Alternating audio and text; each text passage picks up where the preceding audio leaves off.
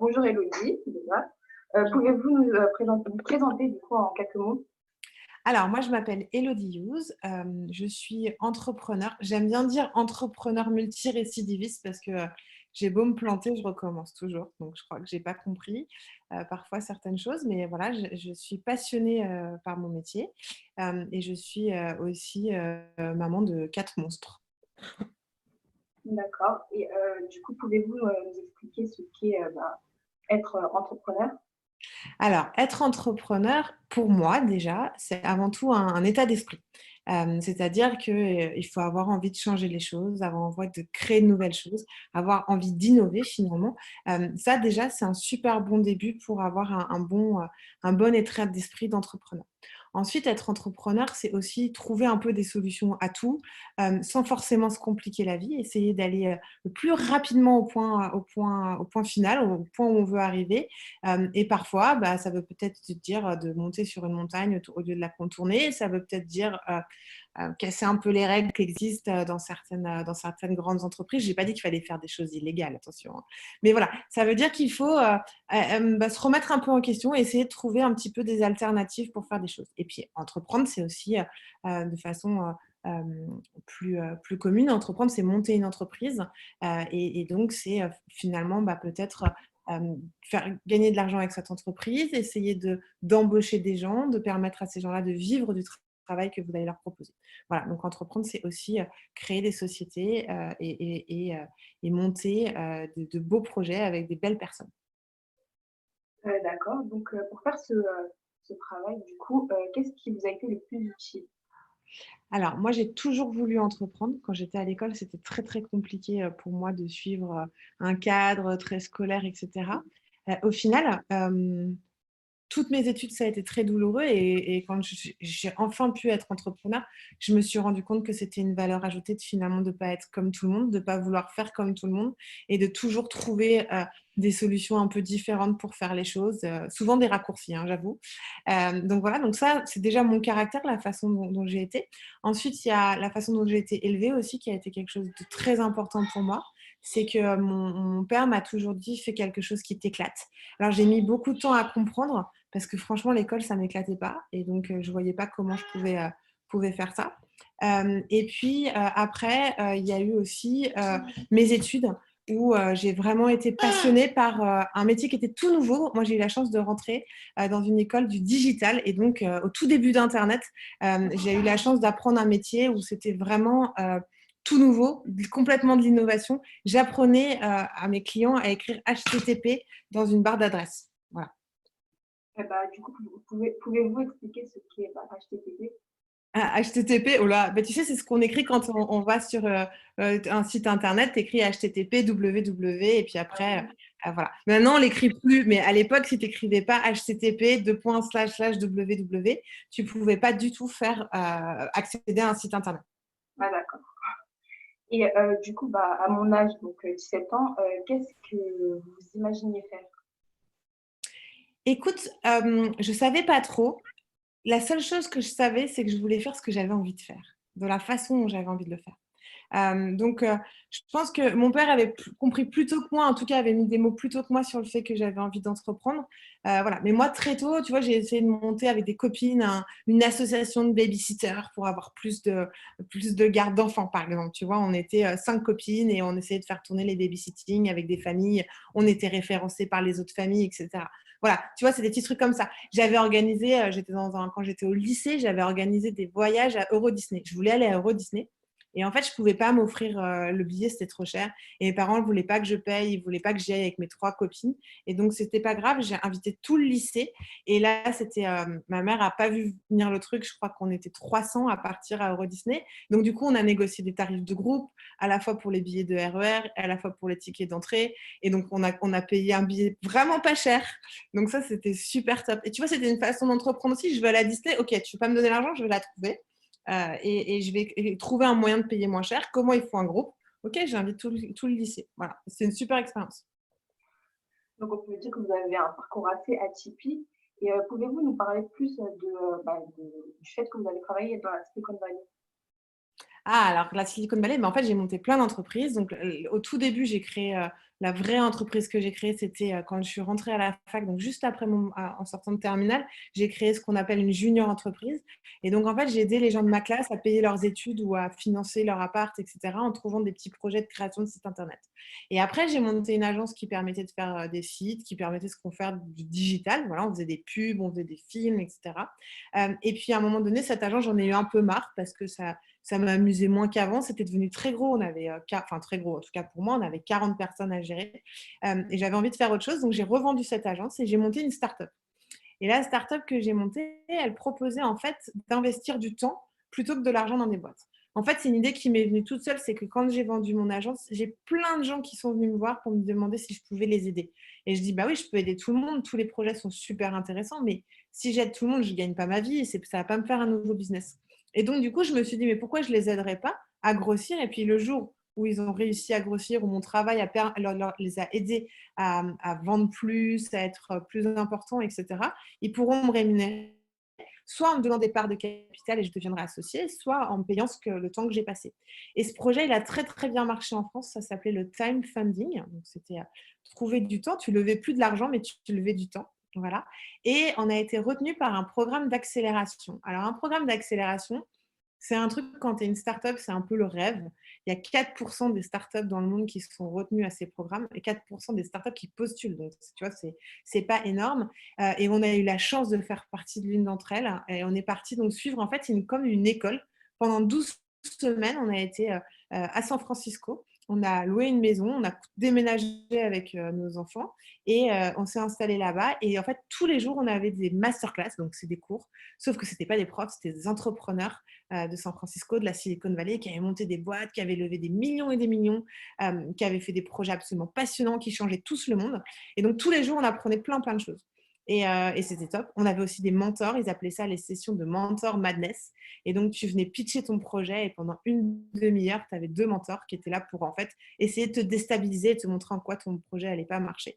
Et tu avais 30 minutes et il fallait tenir le coup. Il fallait que tu sois vraiment convaincu que ton projet était le bon, que tu sois passionné par ce que tu fais, parce que sinon, tu passais à la ratatouille. Je te jure, tu ressortais de là, tu n'avais plus qu'à aller te coucher. Et figure-toi que moi, cette expérience-là, c'était une super expérience que j'ai appris beaucoup de choses. Mais alors, par contre, mon projet, il est ressorti effectivement un peu en mode ratatouille, c'est qu'ils l'ont complètement cassé en 1000 morceaux, en me disant, en fait, c'est un projet pour la France, parce qu'en France, quand tu veux monter une entreprise, Pôle emploi t'aide et tu peux avoir jusqu'à 2 ans de ton salaire qui est maintenu, enfin en tout cas qui est payé en partie pour monter ton entreprise. Il y a aussi BPI qui donne de l'argent quand tu as un projet qui est un peu tech, qui est innovant, etc. Tu peux avoir de l'argent. Donc finalement, on dit qu'un entrepreneur en France, il peut tenir 3 ans avec des revenus sans avoir de clients. Et donc du coup, ça crée beaucoup d'entrepreneurs qui essayent et vont pas forcément réussir. D'ailleurs, il y en a 9 sur 10 qui échouent, complètement l'inverse. Il y a de l'argent, sinon, non seulement on ne t'en donne pas, mais en plus, on ne te donne pas, enfin, tu n'as pas de sécurité sociale. Donc, c'est très dangereux. Il y a énormément de gens dans la rue à San Francisco qui sont d'anciens entrepreneurs qui ont tout perdu d'un coup et qui n'ont pas réussi à se relever. Donc, voilà, j'ai complètement oublié ce que je voulais te dire, pardon. J'étais partie à San Francisco. Ah oui, voilà. Et en fait, là-bas, ça y est, j'ai retrouvé mes petits. Là-bas, en fait, on les aide pas, les gens. Et donc, on nous a dit, en fait, votre projet, il vient trop aider des entrepreneurs.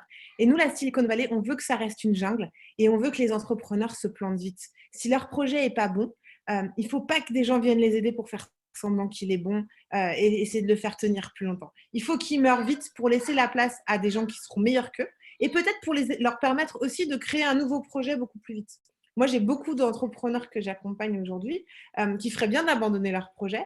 Alors, c'est difficile, ils l'aiment beaucoup, ils ont travaillé des années et des années, mais de se mettre dans cette posture de dire, OK, ça ne marche pas, je n'ai pas de clients, comment je fais pour pivoter, pour légèrement changer la trajectoire de mon projet pour qu'il devienne plus efficace. Voilà. Vous avez l'air vraiment très passionné par tout ce que vous faites. Et qu'est-ce qui vous plaît le plus dans votre métier? Moi, ce qui me plaît le plus, c'est qu'il n'y a aucune journée qui se ressemble. C'est que quand je me lève le matin, je ne sais pas ce qui va m'arriver dans la journée. Ce qui me plaît le plus et ce qui me manque aussi le plus, c'est de rencontrer des gens. Moi, aujourd'hui, j'anime beaucoup d'ateliers. Tu vois, je mets les gens autour d'une table parce que, en fait, quand j'accompagne des startups ou je discute avec des gens qui ont justement ce mindset entrepreneurial, cet état d'esprit d'entrepreneur, j'ai pas la solution pour eux à leurs problèmes. Mais par contre, je sais que eux, et peut-être avec leurs équipes ou avec des experts autour, ils ont la solution. Et moi, ce que j'adore vraiment, ce qui m'éclate, c'est mettre les gens autour d'une table et les faire co-créer ensemble, c'est les faire imaginer leur propre solution ensemble. Et vous avez pu du coup travailler un peu aux États-Unis. Et entre les États-Unis et la France, vous préférez quel marché, on va dire? Alors, moi, je suis française, j'adore la France. Les États-Unis, ça va très, très vite niveau business. Donc, c'est pas fait pour tout le monde. Et tu vois, la preuve, je me suis plantée. Ça n'a pas été fait pour moi du tout. Donc, ça, c'est la première chose. Mais par contre, je pense qu'il faut y aller, comme il faut aller dans d'autres pays, il faut se nourrir de ces états d'esprit différents, de ces méthodes différentes. Et moi, aujourd'hui, ce qui fait que je m'éclate en France, c'est tout ce que j'ai appris aux États-Unis.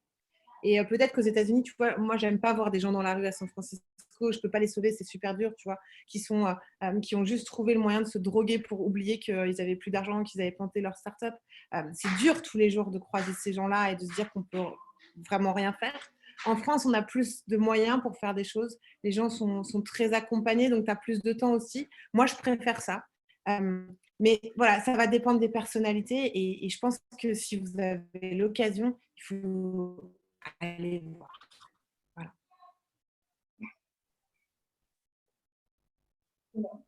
Nous avons un petit problème de connexion. Ah, c'est moi qui ai un problème de connexion? Oui, je pense. Ah, c'est bon. C'est bon.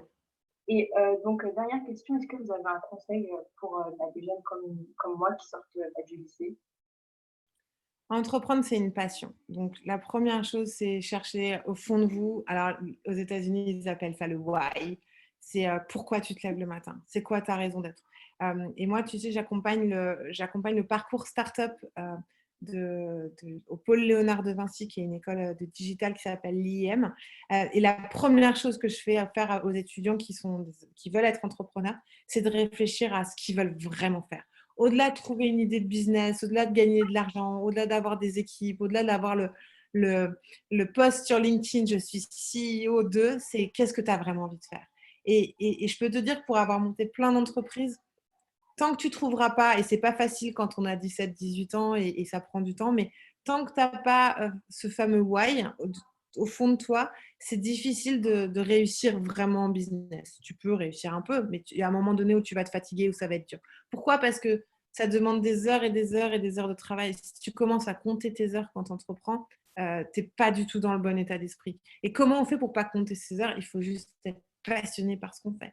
Et à partir du moment où tu es passionné, les journées passent à une allure dingue et tu as envie de continuer, tu n'as même pas envie de te coucher, tu as envie de te lever chaque matin et quand tu te réveilles, tu as envie déjà d'être à la fin de la journée, pas forcément facile, mais ça se teste. Voilà, et ça vaut le coup de tenter de monter des petits business ou aller dans des startups, aller voir, faire des stages, aller prêter main forte aussi. On n'est pas obligé de faire des choses pour gagner de l'argent, on peut aller voir des gens pour aider.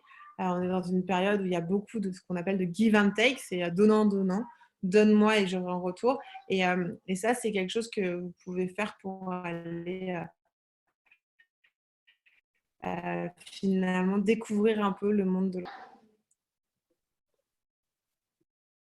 D'accord, donc je propose. Oula, Élodie, on ne vous entend plus. Ah si, je suis là, pardon. Ah, ok. Donc, je propose du coup qu'on réponde aux questions s'il y en a. Alors, j'ai une question d'une de mes amies qui vous demande, est-ce que vous avez déjà aidé une entreprise qui aujourd'hui est relativement connue ou en train de se faire connaître? J'ai travaillé avec Open Classrooms. Donc, Open Classrooms, c'est une grosse start-up qui est dans le next partie de ce qu'on appelle les futures licornes de la France et qui fait de la formation en ligne. Et eux, ils ont commencé, ça s'appelle le site du zéro. C'était deux copains qui travaillent dans le monde entier. Ils ont levé énormément d'argent. Est-ce que j'ai répondu à la question? Oui. Mmh. En ce moment, qu'est-ce que tu fais comme start-up? Alors, en ce moment, moi, c'est plus vraiment une start-up parce qu'en fait, je me suis rendu compte, vous voyez, je vous parlais de votre why, que moi, mon why à moi, ma raison d'être à moi, c'était pas tant de lever des millions, c'était pas tant de monter une start-up et d'avoir des grosses équipes, mais c'était plutôt de transmettre ma passion d'entrepreneuriat. Et je me dis que finalement, si j'arrive à transmettre cette passion-là au plus grand nombre, tu vois, je avec des enfants, je le fais avec des adultes, je le fais, là j'ai participé à un programme tremplin où c'était des gens qui étaient en très grande difficulté et qui veulent monter leur boîte pour essayer de s'en sortir. Voilà, moi j'ai envie de poser des graines un peu partout, de donner des conseils de ce que j'ai vécu, d'éviter peut-être certaines erreurs, de diffuser cet état d'esprit pour que peut-être j'ai aidé une l'aise dans ce d'entonnoir, d'apporter plein d'idées, etc., d'aider les gens, que de le fait de faire moi-même. J'ai déjà eu plein d'entreprises avec beaucoup de monde et aujourd'hui, ça change un peu. Voilà, j'ai envie de changer un petit peu la façon dont je travaille, mais je ne me ferme pas les portes. Peut-être que demain, je recommencerai. Là, par exemple, projet que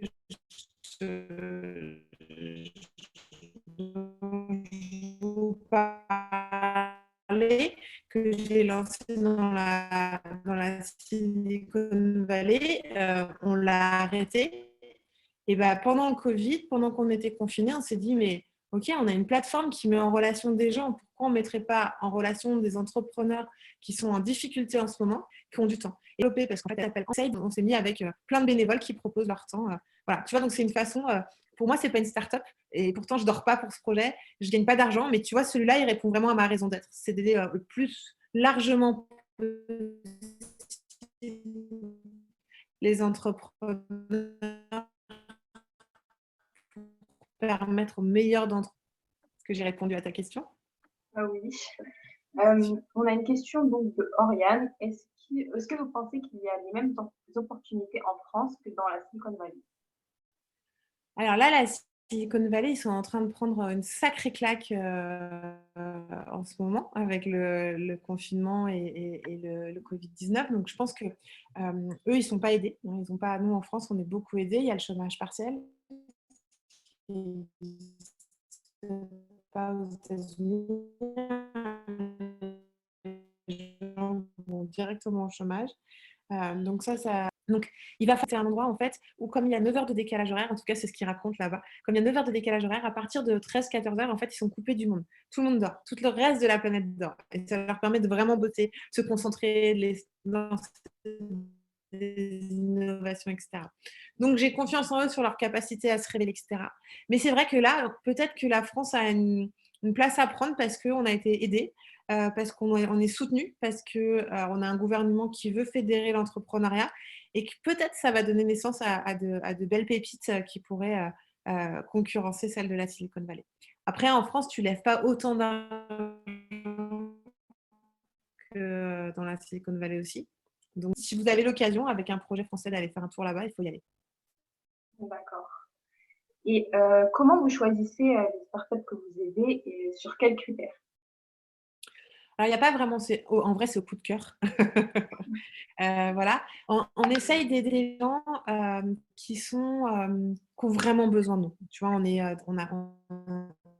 accompagne les déterminés. Donc, c'est tout énormément de jeunes de banlieue qui n'ont pas fait HEC. Tu vois, ceux qui sortent de HEC,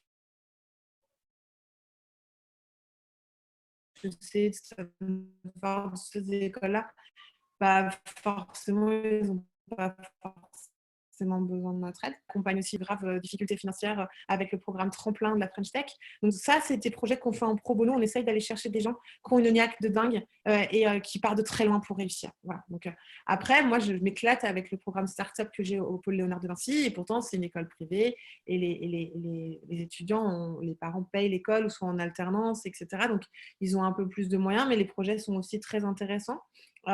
Je suis à WeWork. WeWork, c'est des projets du monde entier, d'entrepreneurs qui sont déjà un peu plus gros que des gens qui débutent, tu vois. En fait, ce qui est intéressant dans mon métier, c'est pas forcément de choisir. Alors, si humainement, il faut que ça fitte et que tu aies un bon contact avec l'entrepreneur, sinon, si tu n'as pas le même état d'esprit, si tu ne partages pas les mêmes valeurs de give and take, tu vois, de partage, etc., ça ne peut pas marcher. Mais à partir du moment où ces valeurs-là, tu les retrouves, quel que soit le projet, tu peux apporter des choses. Et même si, tu vois, le projet, j'y connais rien, c'est encore mieux. D'accord. On a une question d'un spectateur anonyme. Est-ce que vous pensez continuer encore longtemps dans votre domaine? Pour l'instant, je m'éclate. Tant que je me je vais continuer. Je pense que je dis, en fait, je suis plus à ma place. Quand j'avais mon agence, par exemple, j'avais plus envie d'y aller le matin. C'était quelque chose qui, voilà. Donc, quand j'étais dans la Silicon Valley, quand on a arrêté, bah, c'était difficile de se dire, bah, je vais pas monter une start-up, je vais pas rentrer à Paris alors que je fais partie de ces 4% de start-up qui ont été sélectionnés pour vivre un programme de dingue.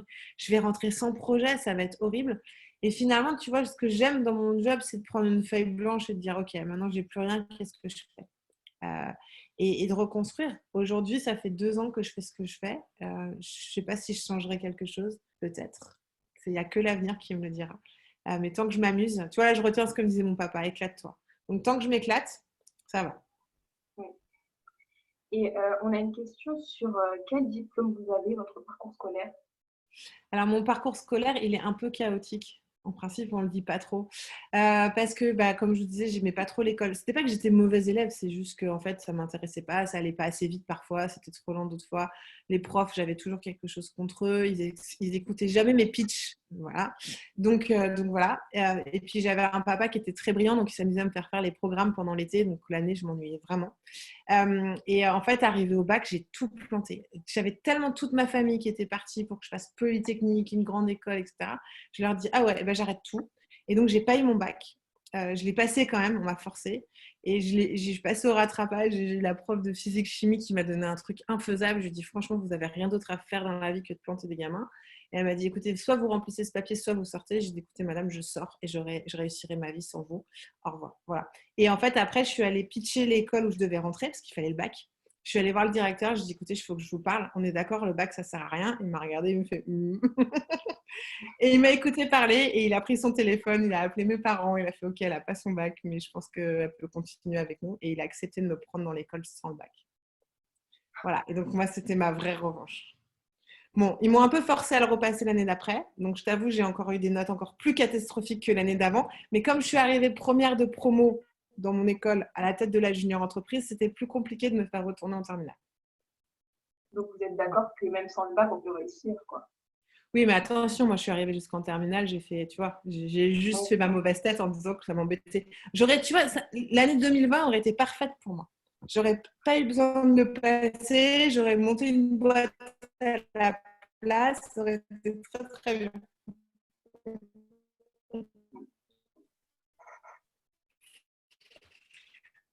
Donc oui, j'étais un peu une mauvaise tête. On m'a tellement fait bosser, gamine, tu vois. C'était tellement préconçu, tu vois. J'ai quand même beaucoup travaillé. Donc hier, je faisais un webinaire avant-hier avec le dirigeant de Feed.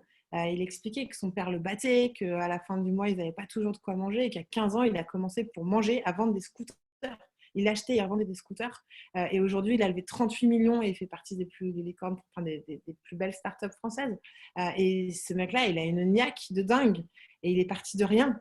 Donc voilà, en fait, c'est l'envie vraiment qui fait les choses. D'accord. Et dernière question, je pense. Est-ce que ce n'est pas compliqué d'allier votre vie de famille et votre métier? Alors moi, j'ai 4 enfants. À chaque fois que j'ai eu des enfants, il s'est passé un truc dans ma vie pro. Je ne sais pas pourquoi. La première, j'ai signé mon premier million d'euros avec un client. Ma boîte était toute petite. Il a 1 million d'euros et elle est née juste avant. La deuxième, j'ai fait ma première levée de fonds la veille de l'accouchement de ma deuxième.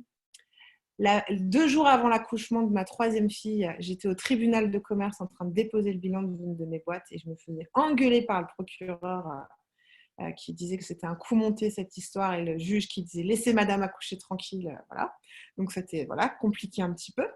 Et quand on m'a annoncé que j'avais mon ticket pour la Silicon Valley, je suis tombée enceinte de ma quatrième fille.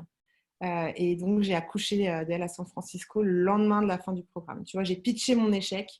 Et à la fin, sur scène, Je voulais pas sortir en mode, parce que dans la Silicon Valley, ils aiment bien quand tu te plantes. C'est des belles histoires pour eux, parce que les bons entrepreneurs sont ceux qui ont vécu l'échec. Si tu n'as pas vécu l'échec, c'est très difficile de lever des fonds aux États-Unis. En France, c'est beaucoup plus facile. Quand tu as eu des échecs, on te fait beaucoup moins confiance. Et donc là-bas, je leur ai dit, mais au moins, j'aurais mis au monde le premier accéléré dans la Silicon Valley. Ça a fait marrer tout le monde. On est parti sur une note positive. Et toute ma vie, je l'ai construite autour de mes enfants. Aujourd'hui, moi, ma dernière entreprise, je suis associée avec mon mari. Je le fais en télétravail. Donc, avant même le Covid, on avait décidé de plus avoir de locaux, de plus avoir d'employés, de réduire au maximum, de bosser de chez nous. Et donc, mes enfants, ils passent toujours en premier, mais je peux bosser quand je veux. Je suis entrepreneur, je n'ai pas de compte à rendre. Donc, bon. Après, si tu écoutes mes enfants, elles te diront que je bosse trop quand même. Mais je suis là. Quand elles rentrent de l'école, je suis là. J'essaie d'être le plus présente possible. Voilà. Nous avons encore une question. Est-ce que parfois vous avez envie d'abandonner? Alors, quand je suis rentrée de la Silicon Valley, j'ai eu envie d'abandonner. En fait, c'est pas en janvier et on savait même pas comment payer notre loyer. On n'avait pas rendu notre appart pour partir parce qu'on savait qu'en tant qu'entrepreneur, ça allait être difficile de relouer un appart avec 4 gamins. Donc, on l'a gardé. Donc, déjà, ça nous a coûté très cher de le garder. On ne pouvait pas le mettre sur Airbnb parce que ce n'était pas le nôtre. Et on est arrivé, on n'avait pas de quoi payer le loyer. On s'est dit, on a jusqu'en mars pour rebondir et trouver de l'argent pour payer le loyer, à faire à manger aux enfants. Sinon, on repartait vivre chez nos parents. Et là, franchement, c'était vraiment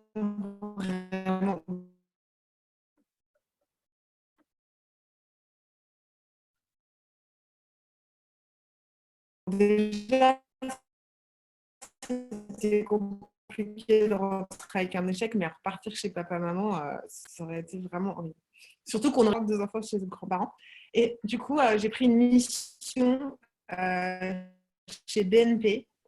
Et là, ça a été une énorme claque. J'étais pas salariée, mais j'avais un job comme tout le monde, avec un patron, etc. Et j'ai fait ça pendant 6 mois parce qu'il a fallu qu'on mange. Jamais je peux bosser dans une boîte. J'ai démissionné de tout ça, le big boss des réunions qui servent à répartir. Voilà. Donc, en fait, je crois que je ne suis pas faite pour autre chose. Et, tu vois, je ne peux pas prendre un job aujourd'hui, ce serait me rendre tellement malheureuse qu'il vaut mieux que je trouve des idées pour gagner de l'argent toute seule. D'accord. Je pense qu'on a fait le tour de toutes les questions. Merci d'avoir assisté à ce webinaire et surtout à vous, Elodie, d'avoir donné de votre temps pour partager votre expérience. Et rendez-vous mercredi prochain avec un nouvel invité. Et n'hésitez pas à aller voir les anciens webinaires sur YouTube. Merci.